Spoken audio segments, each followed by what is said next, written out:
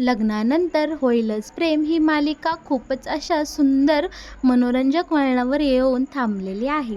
इकडे आता आपल्याला येणाऱ्या काही भागांमध्ये असे पाहायला मिळणार आहे की शारदाला नंदिनी गरोदर नाहीये हे संपूर्ण सत्य समजलं आहे आणि शारदा, जीवा हे दोघेही जण मिळून असा निर्णय घेतात की आता घरच्यांना हे सगळं सत्य लवकरात लवकर कळलंच पाहिजे आणि हे दोघेजणही खाली उपस्थित असलेल्या सगळ्या माणसांना, घरातल्या सगळ्या जणांना इकडे नंदिनीचं एवढं मोठं सत्य सांगणार आहेत. आणि ते कसं सांगणार आहेत यासाठी तुम्ही हा संपूर्ण व्हिडिओ नक्कीच पहा. आता इकडे छानपैकी काव्या आपल्या चोरोटीसाठी तयार होऊन आलेले असते आणि सगळेजण काव्याला पाहून इकडे खूपच खुश झालेले दिसतात आणि सगळेजण काव्याचं कौतुक करू लागतात. पार्थ तर अगदी काव्याला एकटकच पाहू लागतो. तो पुन्हा एकदा काव्याच्या प्रेमातच पडलेला असतो काव्याचं हे सौंदर्य पाहून. आणि काव्या खरंच खूपच सुंदर दिसत असते आणि तिचे डोळे तर वा काय छान दिसत असतात. आणि इकडे छान आता काव्या आणि पार्थच्या प्रेमाचं दर्शन आता आपल्याला इथे पाहायला मिळतं. काव्याला तयार करून इकडे आता नंदिनीनी सगळ्यांसमोर आणलेलं असतं आणि नंदिनी ही खरंच खूप सुंदर दिसत असते. इकडे जीवाही नंदिनीकडे पाहत असतो आणि नंदिनीसुद्धा जीवाकडे एकटक पाहत असते आणि दोघेही खूपच अशी छान प्रेमाने एकमेकांकडे पाहतात. इकडे जीवा नंदिनीच्या पोटाकडे पाहत असतो आणि मग काय इकडे लगेच आपली मानिनी आणि नंदिनीची मामी ह्या सगळ्याजणी म्हणतात, वा नंदिनी केवढी गोड दिसते आणि हो काव्या तर केवढी सुंदर दिसतेय. दोघी अगदी छान नक्षत्रवाणी दिसताय. आणि इकडे आता लगेच मानिनी आणि शारदा पुढे येतात आणि काव्याचं गोड कौतुक करू लागतात आणि इकडे काव्याची छान अशी दोघीजणीही दृष्ट काढून घेतात आणि इकडे मय करतात. पार्थ मात्र काव्याकडे पाहतच असतो. आता या सगळ्या जणी बायका छान एकमेकींकडे पाहून, एकमेकींच्या साड्या चोळ्या पाहून खूपच सुंदर असं काव्याचं कौतुक करत असतात, नंदिनीचं कौतुक करत असतात आणि सगळे एकदम आनंदमय वातावरणात असतात. पण ना काय होतं या सगळ्याचा काव्याला जरा असं खूपच गरम होत असतं आणि तिला जरा मानसिक नाही शारीरिक त्रास होत असतो. त्यामुळं काव्या त्या सगळ्यांपासून एक बाजूला जाऊन बसते. पण हे मात्र आपल्या पार्थच्या लगेच लक्षात येतं. इकडे पार्थ लगेच आता तुरुतुरु काव्याच्या मागं जातो आणि काव्याला मिनी फॅनने छानपैकी अशी हवा घालतो आणि काव्या तर इकडे खूपच खुश झालेली असते कारण नवऱ्याचं एवढं प्रेम पाहून कोणतीही बायको खुशच होते. आता इकडे काव्या बोलते, देशमुख काय हा चावटपणा लावलाय तुम्ही, ठेवा तो फॅन. तर देशमुख म्हणतात, बायकोची काळजी घ्यायला कसला आलाय चावटपणा.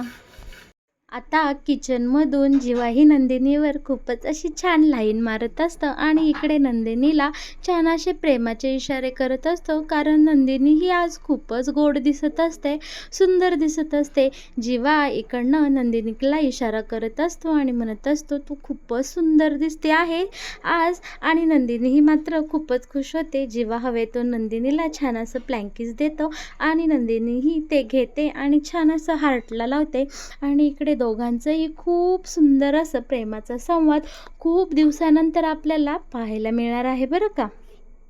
पार्थ इकडे आता काव्याची काळजी घेत असतो आणि त्याचे जे काही चाळे चाललेले असतात सगळेजण त्यांच्याकडे एकदम टक लावून पाहत असतात. पण मानिनी मात्र आपली तिथे पुढे येते आणि म्हणतो, काय आहे चाललंय तुमचं दोघांचा वेडेपणा, आता इथे माणसातसुद्धा रोमॅन्स करणार आहे का, चावटच आहेस मोठा. आणि इकडे ना आता मानिनी गोड अशा शब्दात इकडे पार्थला ओरडत असते आणि काव्या मात्र पार्थची खूपच मजा घेत असते. पण पार्थ बोलतो की आपल्या बायकोसोबत रोमॅन्स करायला कसली आली लाज. आणि हे सगळं ऐकून इकडे काव्या मात्र खूपच मनातल्या मनात गोड अशी खुश होत असते आणि सगळेजण या दोघांचं प्रेम इकडून असे पाहत असतात आणि मानिनी मात्र त्या दोघांचीही छान अशा शब्दात आता थट्टा करताना आपल्याला पाहायला मिळणार आहे.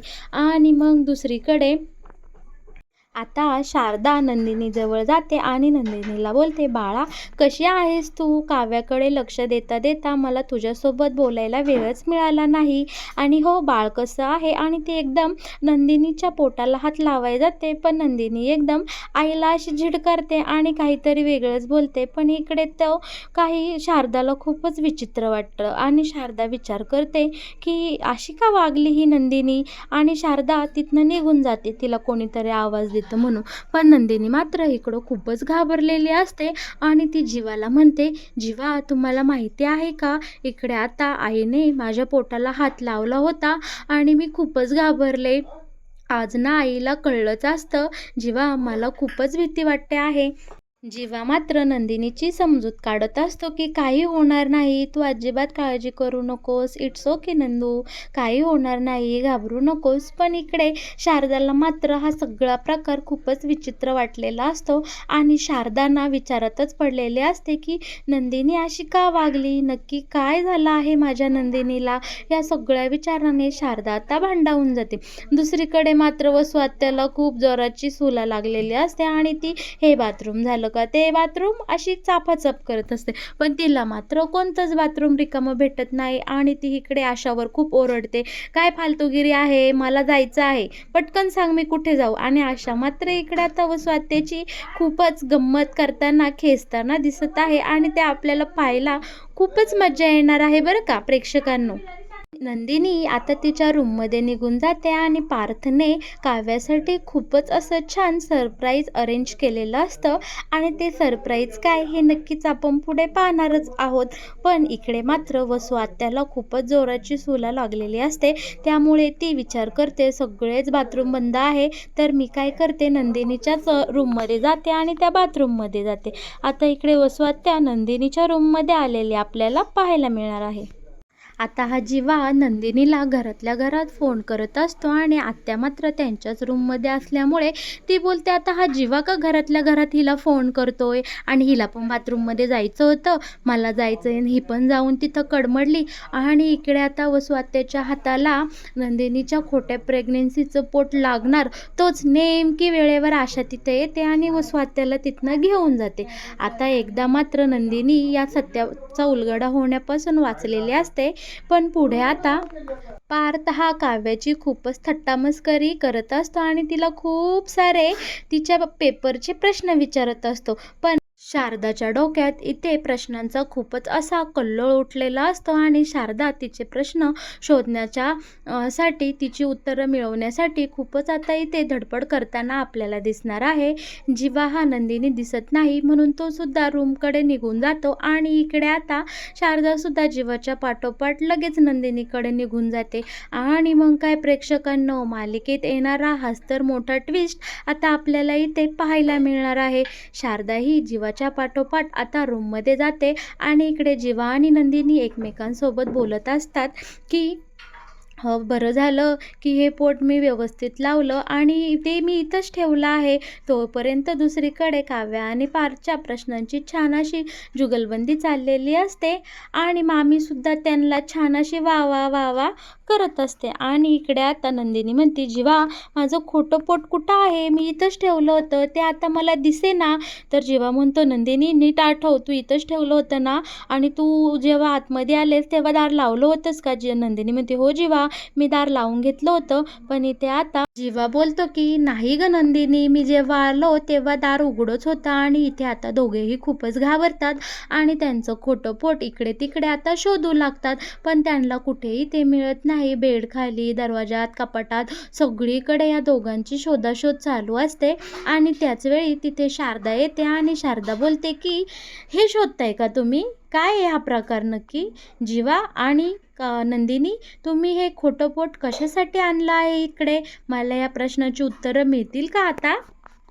हॉलमध्ये मात्र काव्याला भेटण्यासाठी खूपच मोठ्या IAS आलेल्या असतात आणि त्या काव्याच्या लहानपणापासून रोल मॉडेल असतात आणि काव्याला इथे खूपच मोठं असं छान पार्थने सरप्राईज दिलेलं असतं. काव्याचे डोळे मात्र इकडे आनंदाने भरून आलेले असतात.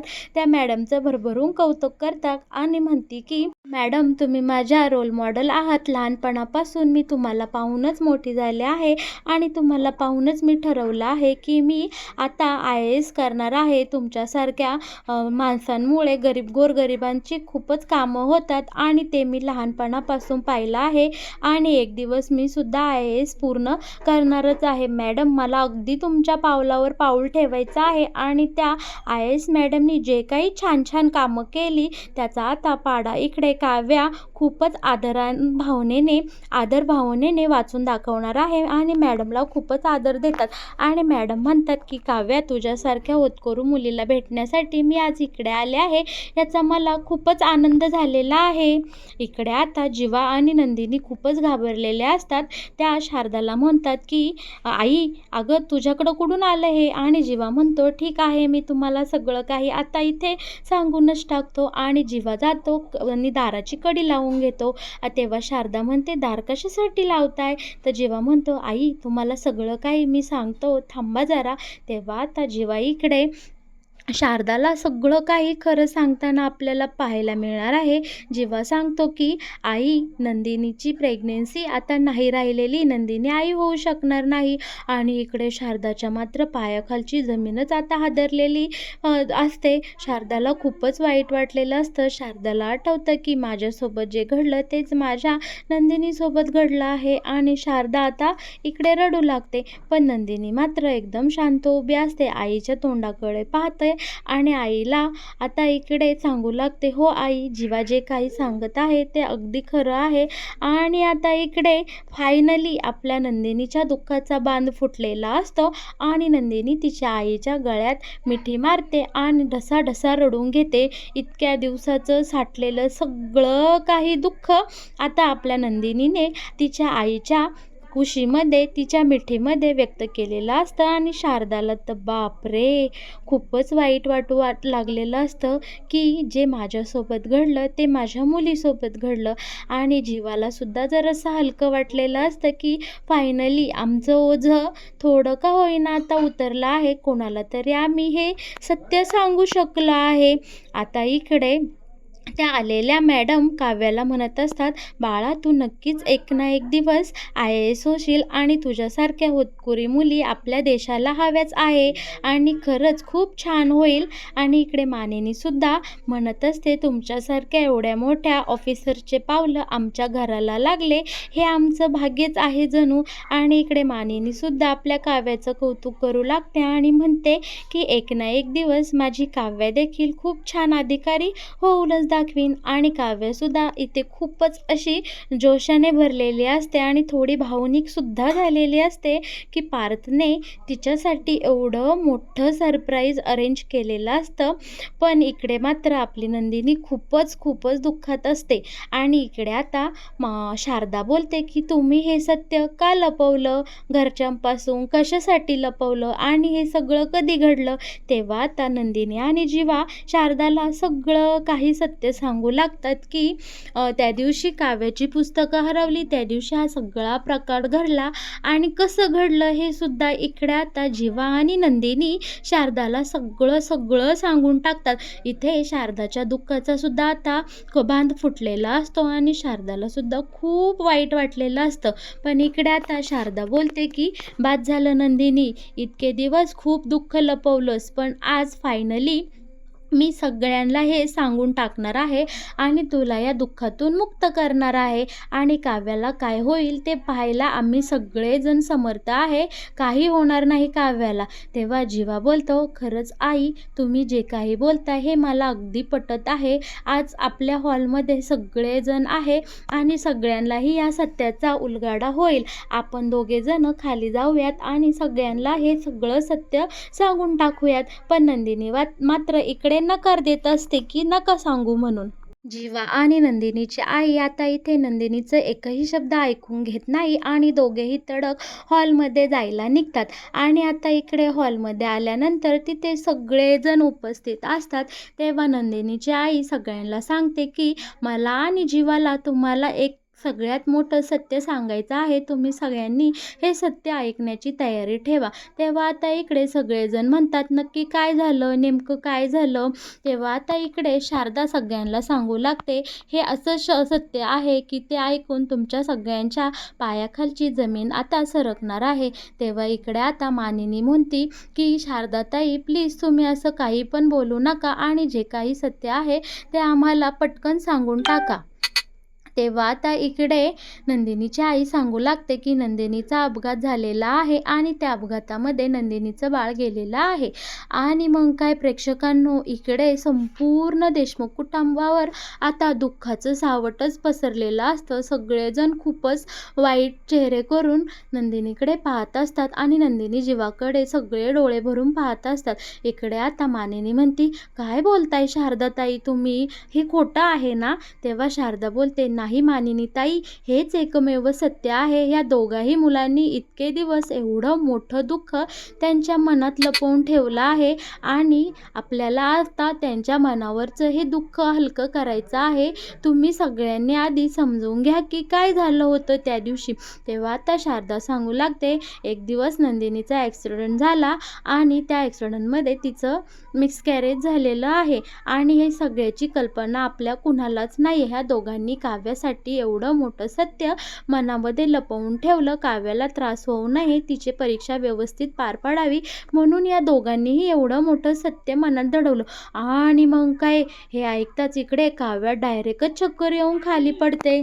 आपली नंदिनी धावत पळत काव्याला तिकडे धरायला जाते आणि इकडे आता काव्याला खाली बसवते. काव्या शुद्धीवर आल्यावर आता इकडे बोलू लागते की नंदिनी ताई, मी नेहमीच तुझ्या सुखाच्या आड आलेले आहे आणि माझ्यामुळे तुला खूप काही दुःख सोसावे लागले आहे आणि यावेळीसुद्धा तुझं बाळ जाण्यामागे मीच कारणीभूत आहे, हे मला चांगलंच माहीत आहे. नंदिनी ताई सॉरी ग, सॉरी, मी दरवेळी तुझ्या सुखाच्या आड येते, मला माफ कर. आणि ह्यावेळी तर मला तुझी माफी मागण्याची सुद्धा आता लायकी राहिलेली नाही. तुझ्यासमोर सुद्धा मी उभी राहू शकत नाही. आणि इकडे काव्या नंदिनीचं बाळ जाण्यामागे स्वतः कारणीभूत आहे असं सांगत असते. आता इकडे काव्या बोलत असते, ताई ताई मला माफ कर ग, दरवेळी मी तुझ्या सुखाच्या आड येते आणि मी तुला संपूर्ण दुःख देऊन टाकते. प्रत्येक वेळी माझ्यामुळे तुझ्या वाट्याला दुःख येतं, हे मला आता सहन होत नाही. ताई सॉरी ग ताई, तू कशाला इतके दिवस ही गोष्ट लपवली आणि मनात ठेवली. आता इकडे शारदाला खूपच दुःख झालेलं असतं की तिच्या दोन्ही मुली आता इकडे खूपच दुःखात असतात म्हणून. आता काव्या नंदिनीच्या पोटाला हात लावते आणि म्हणते, माझ्यामुळे एवढं मोठं दुःख तुझ्या वाटेला आलं आहे. आणि इकडे नंदिनीच्या पोटाला हात लावून काव्या खूप मोठ्याने हंबरडा फोडते आणि स्वतःला खूपच त्रास करून घेताना आता आपल्याला पाहायला मिळणार आहे. तर मग प्रेक्षकांनो, लग्नानंतर होईलच प्रेम या मालिकेत येणारा हा नवीन ट्विस्ट पाहायला तुम्हाला आवडेल का? आणि हो, यावर तुमचं काय मत आहे हे नक्कीच मला आपल्या कमेंट बॉक्सद्वारे कळवा बरं का. आणि हो, आपल्या या चॅनलला सबस्क्राईब करायला अजिबात विसरू नका.